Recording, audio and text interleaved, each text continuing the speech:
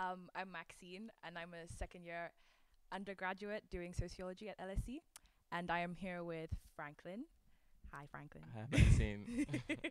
um, Let's a little bit about yourself, Franklyn. What do you do? So, Franklin. I studied sociology at LSE before doing my master's at Goldsmiths in cultural studies.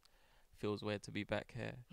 Um, and I rap on occasion when I Nice. feel like it, and I write stuff sometimes. Yeah. Okay, so we're just gonna jump right into this. Um, why do you think people feel the need to say all lives matter instead of Black Lives Matter? I think perhaps because they're not very bright in the first instance. Um, no, I'm half joking. More seriously, I think it's just symptomatic of people's aim to just derail black plights. So whenever um, black communities have something legitimate to complain about, there's always a knee-jerk reaction, and the focus is shifted to something else. Um, I think there's been much discussion about it, but to reiterate, us saying Black Lives Matter does not mean that other lives do not matter, obviously.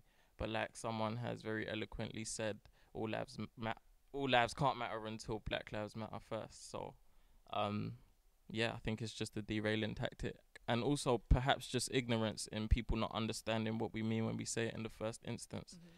But like the evidence shows that black lives and the lives of people of color are brutalized at an alarming rate that is incomparable to other demographics. So, yeah.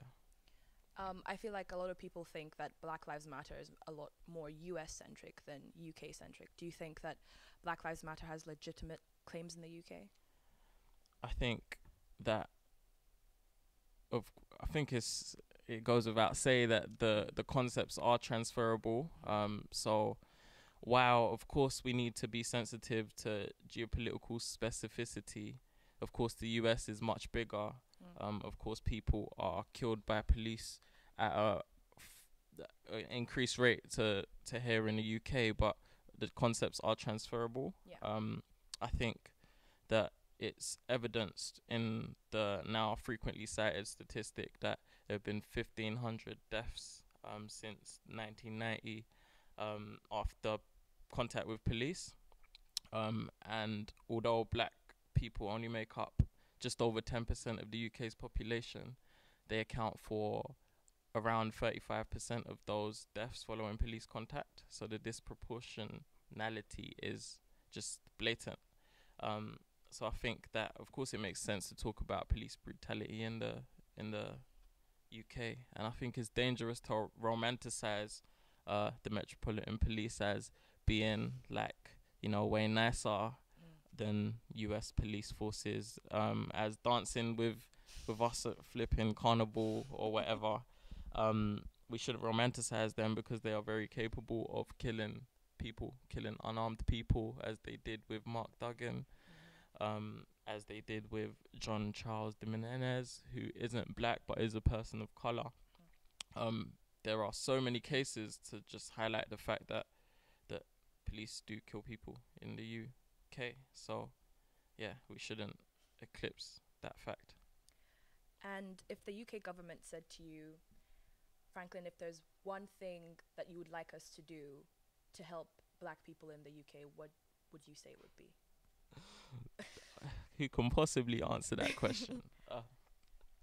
I think that the answer, like different people's answer to that question, would differ based on their priorities. So I can only speak in terms of my experiences. Yeah. From my very specific social positioning, um, I guess my priority would be to decrease the criminalization of young people of color, because they're far overrepresented in criminal justice systems. But then to also like implement policies that promote their achievement, not only in education but in other areas of society as well. I know that's very vague, and the practical implementation needs to be thought about, but that's where my mind's been at of recent. So yeah.